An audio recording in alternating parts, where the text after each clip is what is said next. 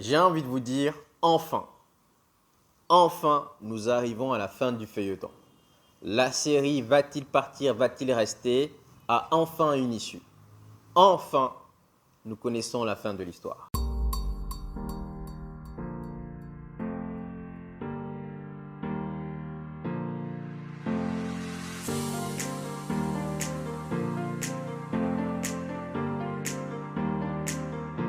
Alors guys, déjà pour commencer, j'ai envie de dire big up à tous les pro Ten Hag. Vous l'avez soutenu, vous avez maintenu cette confiance.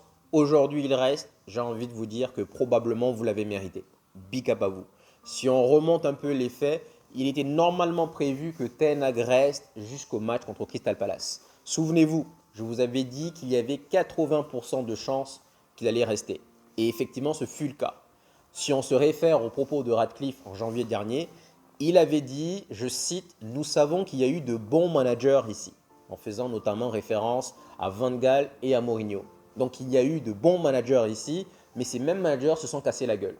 Mon but à moi serait de changer l'environnement et de mettre le coach dans les meilleures conditions possibles. À partir de ces propos-là, on se dit forcément Ten Hag va rester. Forcément, ils vont le backuper. Dans une autre interview, on lui avait demandé s'il devait choisir un champion entre City, Arsenal et Liverpool. Il avait tout simplement répondu « Je les déteste tous. Mais si je devais choisir un, je choisirais Arsenal par rapport à Arteta. » Cela signifierait que Arteta leur a envoyé l'ascenseur. Arsenal lui a fait confiance et Arteta leur a envoyé l'ascenseur. Donc, deuxième élément qui nous dit que derrière, ils vont garder Ten Hag. Maintenant, pendant le match contre Crystal Palace, on les a vus discuter entre eux. Et là, je pense que des doutes se sont posés, des questions se sont posées. En même temps, il faut qu'on se dise la vérité, Crystal Palace nous avait éclaté, nous avait marché dessus, c'était no comment. Donc pendant ce match, je pense que les doutes se sont installés. Ils ont commencé à se poser des questions, est-ce que réellement nous allons poursuivre l'aventure avec Ten Hag? Et effectivement, là, à partir de cet instant, ils ont commencé à discuter avec d'autres coachs. Donc là, tout d'un coup, on est passé de 80% à tout d'un coup, il part. Et il devait partir.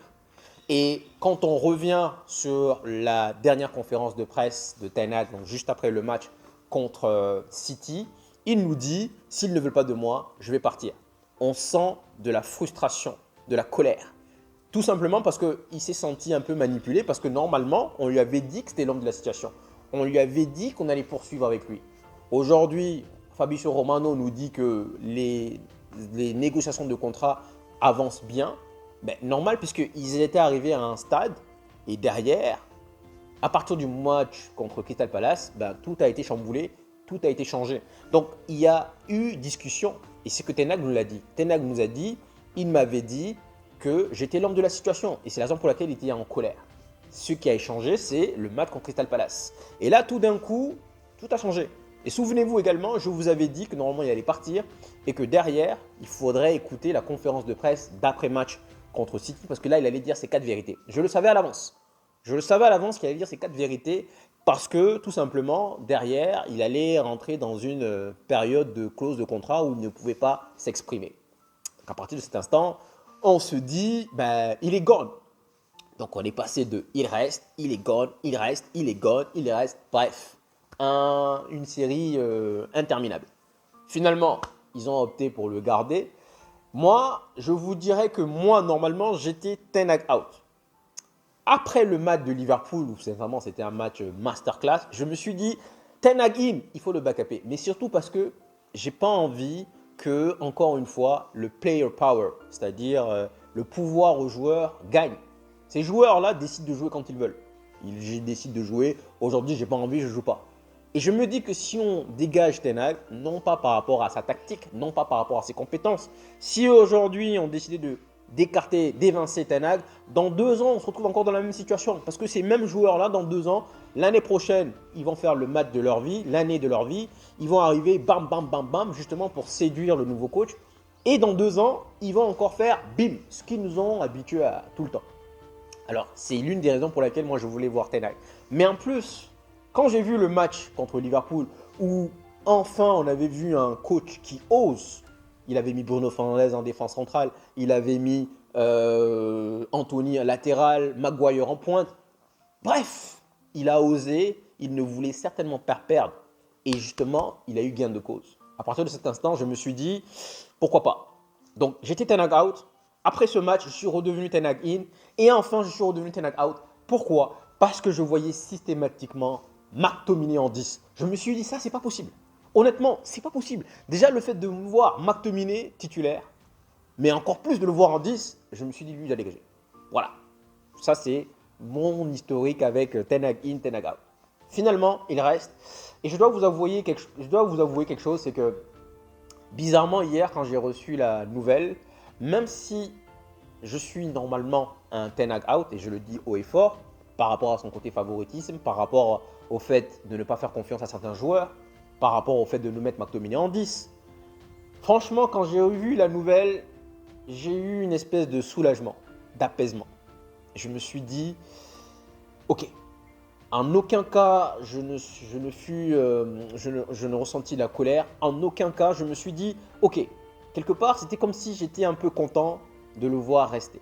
Je ne sais pas pourquoi, je pense que peut-être c'est pour retracer peut-être le parallèle qu'il y avait avec Ferguson. J'ai mis en titre un sort du destin. Si on faisait un peu d'histoire, en 1990, Ferguson connaissait les mêmes déboires. Il était prévu normalement qu'il se fasse licencier. En janvier 90, Manchester United venait de cumuler 5 défaites consécutivement. Il était prévu que s'il perdait le 6e match, il allait sauter. Et là, coup de théâtre, but de Steve Bruce à la 88e minute. Ferguson est alors maintenu à son poste. Si on remonte de 90 à aujourd'hui, nous avions un goal average de -1, similitude à aujourd'hui. Nous avions cumulé énormément de défaites, similitude à aujourd'hui. Et à la fin, il y avait une finale de FA Cup à jouer. Une finale remportée par Manchester United contre Crystal Palace. Alors guys, vous allez me dire, est-ce que peut-être que l'histoire se répète? C'est cette victoire de FA Cup qui garde Ferguson en vie. Derrière, il va gagner la Coupe européenne contre le Barça. L'année prochaine, nous avons l'Europa League. Et je vous l'ai déjà dit, normalement, Manchester United fait figure de candidat, fait figure de favori pour remporter l'Europa League. Peut-être que derrière, l'histoire se répète. Et en 93, il gagne la Première Ligue. Et derrière, on connaît l'histoire. 13 Première Ligue en 27 ans. Masterclass. Donc, guys, je dis un sort du destin parce que peut-être qu'en réalité, l'histoire va se répéter. Il y a beaucoup de similitudes. Ferguson devait sauter, il devait sauter. Normalement, il devait sauter. Il doit sauter. À la dernière minute, un peu comme quelqu'un qui devait se faire guillotiner, et là, la lame s'arrête subitement. Fou! Elle s'arrête juste au niveau de la tête.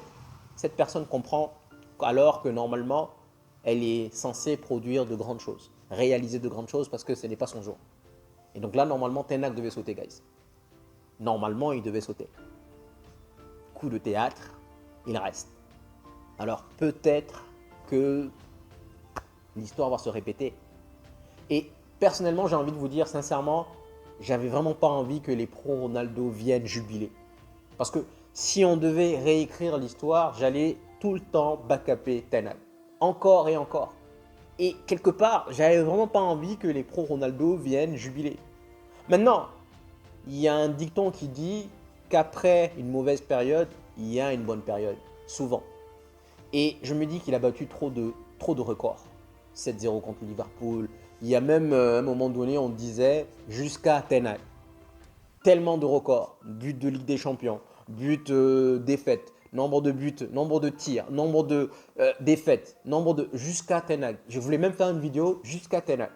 Il a battu tellement de records que derrière, on se dit que quelque part, peut-être que c'est lui qui va redorer le blason. Peut-être. En tout cas, la question mérite d'être posée.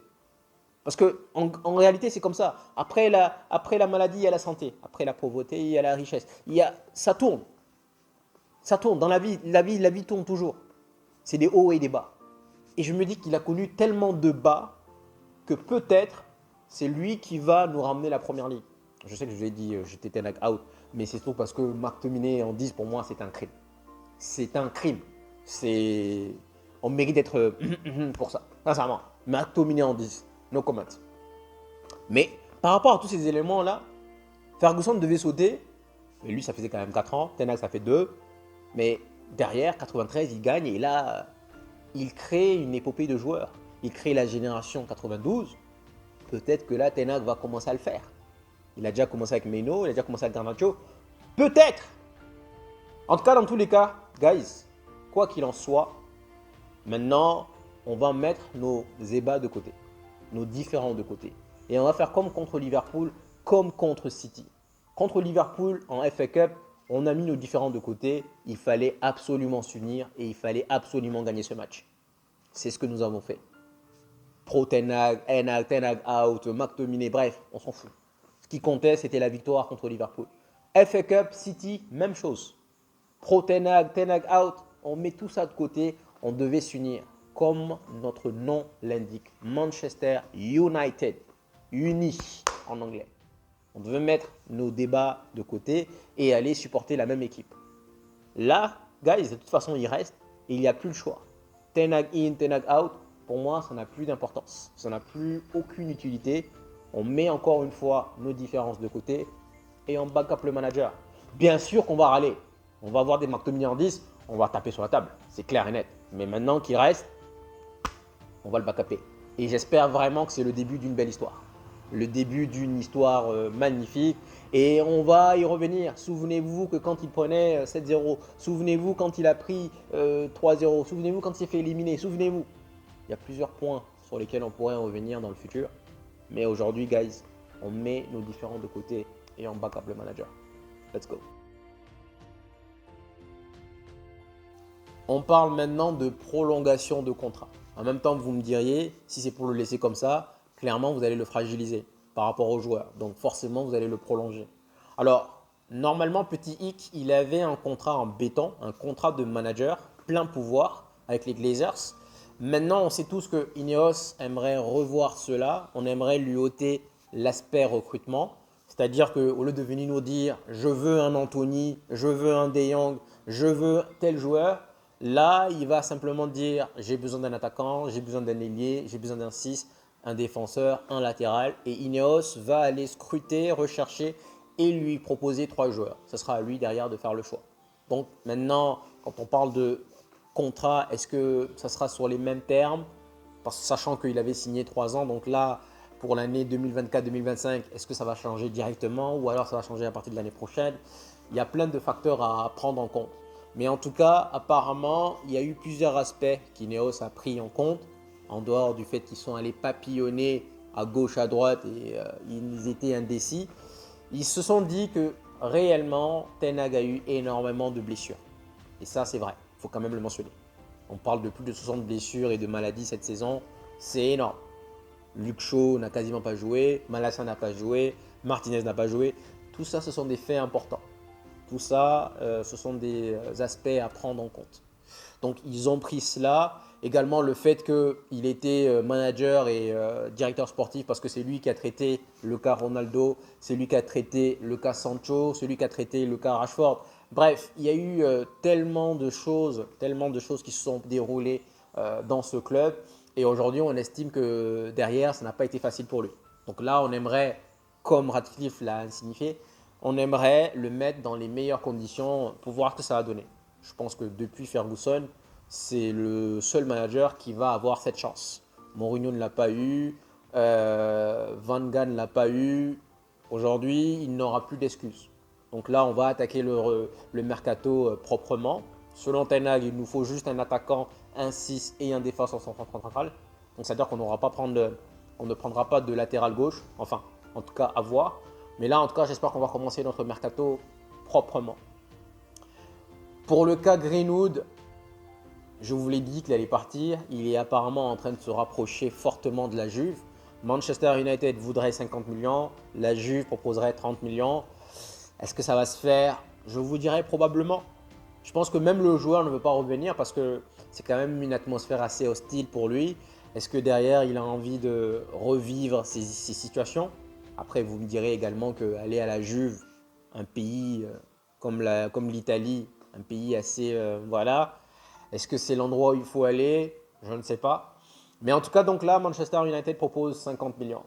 Mais en même temps, guys, c'est assez logique. Je vous ai dit que Greenwood allait partir. Pourquoi? Quand on regarde les faits, c'est un merdier qui regarde les Glazers, Arnold, Murtaugh. Donc si tu ignores, est-ce que tu as envie de mettre ton doigt dedans? Non, j'ai envie de dire. Ensuite, c'est un joueur du club. Conclusion, la vente, c'est 100% bénéf. C'est pas comme si vous l'avez acheté à 30 millions et vous le revendez à 40 et vous faites un bénéfice de 10 millions. Donc, je dirais que forcément, ils allaient le vendre. On a besoin d'argent, on a besoin de commencer un mercato. Forcément qu'ils allaient le vendre. On va faire une vidéo plus tard précisément sur lui pour le saluer, pour le remercier de quel joueur c'était. On va revenir sur ses plus beaux buts pour le remercier surtout. Mais c'est du gâchis. C'est du gâchis que cette histoire arrive. Mais comme on dit, dans la vie, il y a le destin et rien n'arrive pour rien. Donc bon, il se rapproche fortement de la Juve. Je pense que la Juve est cette année en Ligue des Champions. L'année dernière, ils étaient exclus. Donc cette année, ils repartent en Ligue des Champions. Ils ont besoin de prolonger les contrats comme Rabiot, mais ils ont également de signatures. Et sincèrement, Greenwood pourrait être une vraie plus-value pour eux. Donc pour moi, ça serait un bon club. La question que je me demande, est-ce que nous avons déjà acheté un joueur à la Juve en dehors de Cristiano Ronaldo? Juste histoire de me remémorer les faits. Est-ce que la Juve est un club chiant? C'est-à-dire, tu arrives un peu comme Dortmund qui nous disent 85 millions ou rien pour Sancho. Je ne sais plus. En tout cas, si tel est le cas, il faudrait qu'on le renvoie à l'ascenseur. Greenwood est un joueur fantastique. Vous devez mettre la main à la poche. La Juve propose 30 millions plus des bonus. Nous, on réclame 50 millions. Ça sera de l'argent, voilà, tout bénef. C'était un joueur de centre de formation. Et donc, guys, quel gâchis. Donc, guys, je pense qu'on vient de faire un petit tour. Également, Sancho ne reviendra pas, probablement, à moins qu'il y ait derrière un consentement de faire la paix. Mais là, pour moi, c'est bon signe parce que, sincèrement, j'aurais trouvé ça bizarre que Sancho revienne du jour au lendemain en mode tout va bien. Il n'y a pas de problème, je suis dans le meilleur des mondes. Tout ce qui s'est passé, on a un nouveau coach et on repart à zéro. Donc, les joueurs princesses qui font ce qu'ils veulent et derrière ils reviennent et ils repartent à zéro, non. Donc ça, la bonne nouvelle, c'est que ça va s'arrêter. Tant mieux. Tant mieux, j'ai envie de vous dire. Pour moi, ça, c'est la bonne chose. Donc, Sancho va probablement partir. On demande 40 millions. Maintenant, petite parenthèse, quel club pourrait s'offrir le salaire de Sancho? Je ne vois pas. À moins qu'il décide, lui, de baisser son salaire. Quel club va décider de payer, de matcher son salaire? Je ne vois pas. Donc, on dit 40 millions, mais il n'y a pas que 40 millions, il faut aussi le salaire derrière. Donc, peut-être aussi que finalement, possible qu'il reste et que derrière, il fasse la paix avec Ten Hag et qu'on reparte à zéro. En tout cas, guys, je pense qu'on a fait le tour. Merci encore une fois infiniment d'être arrivé jusqu'ici. Guys, vraiment merci. N'oubliez pas, gratitude, gratitude, gratitude. Et sincèrement, il y en a plein qui me motivent, qui me disent que ça devient une drogue, ils doivent regarder. Donc franchement, ça me motive. Du coup, je fais les vidéos. Et généralement, je fais les vidéos entre 11h et midi. Je fais le montage derrière. Et je programme la vidéo pour 23h minuit parce que j'ai remarqué que j'ai fait plusieurs tests. Donc moi, je suis quelqu'un quand même qui ose, qui fait des tests, contrairement à Aham. Et j'ai remarqué que c'est la période d'heure où les vues s'accentuent le plus. C'est la raison pour laquelle je le mets à cette heure. Mais sinon, normalement, à 15h, la vidéo elle est prête. Et donc hier, j'avais fait la vidéo et plus tard dans la nuit, on a eu la nouvelle que Ten Hag allait rester. Donc normalement, à 15h, la vidéo elle est faite. Donc voilà ce qui se passe généralement. Donc guys, donc merci beaucoup sincèrement pour le soutien. Ça me motive de continuer encore et encore. Et donc, merci d'être arrivé jusque-là. Merci pour le soutien. Et puis, prenez soin de vous, prenez soin de vos familles. Et je vous dis à la prochaine. Big up à vous.